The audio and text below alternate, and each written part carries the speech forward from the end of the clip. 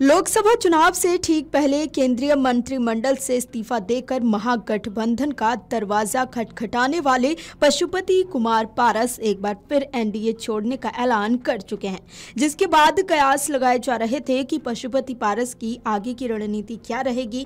पारस महागठबंधन के साथ जाएंगे या फिर अकेले चुनाव लड़ेंगे। हालांकि इन सवालों पर भी पशुपति पारस ने विराम लगा दिया है और चुनावों को लेकर एक बड़ा ऐलान किया है। आइए हम आपको सुनाते हैं कि पशुपति पारस ने चुनावी जंग को लेकर क्या ऐलान किया है।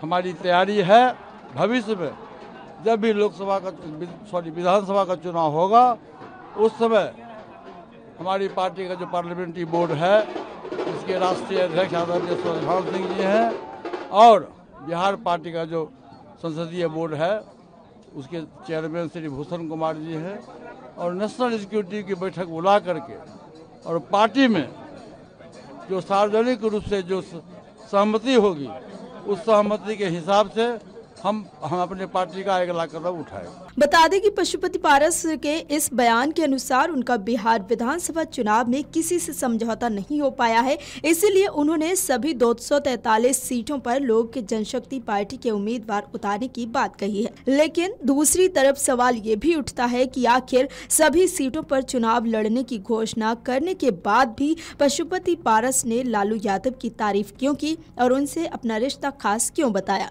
सुनिए आप भी पशुपति पारस का ये बयान। मेरे घर पर आए थे, मुझको सम्मान बढ़ाए और शुरू से 77 से लेके मैं 30 वर्ष तक बिहार विधानसभा का सदस्य रहा और शुरू से मुझको मौका मिला तो साथ में लालू जी की सरकार में मुझको मौका मिला और मैं वहाँ मंत्री भी रहा और मेरा रिश्ता उस परिवार से, उस पार्टी से शुरू से ही अच्छा रिश्ता रहा है।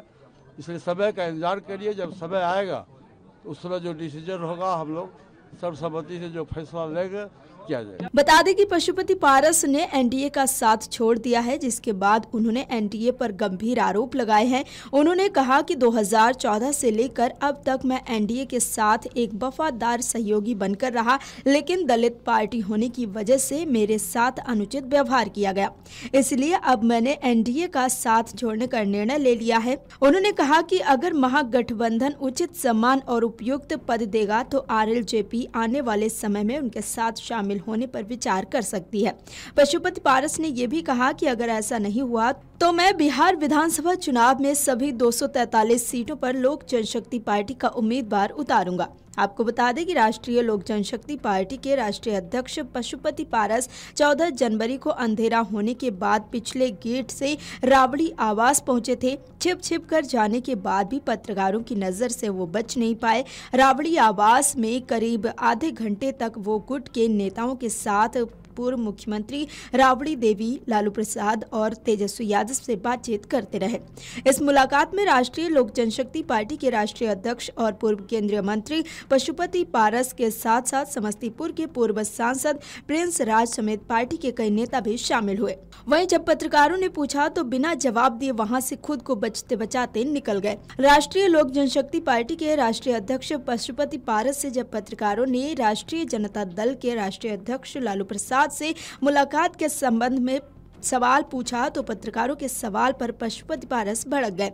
उन्होंने कहा कि उनके पास जाना कोई अपराध है क्या, उनसे हम लोगों का पुराना नाता है। दरअसल राजनीतिक जानकारों का कहना है कि पशुपति कुमार पारस ने महागठबंधन में भी शामिल होने की कोशिश की, लेकिन राजद से कोई सटीक जवाब नहीं आया। Video desk अमरउजाला.com।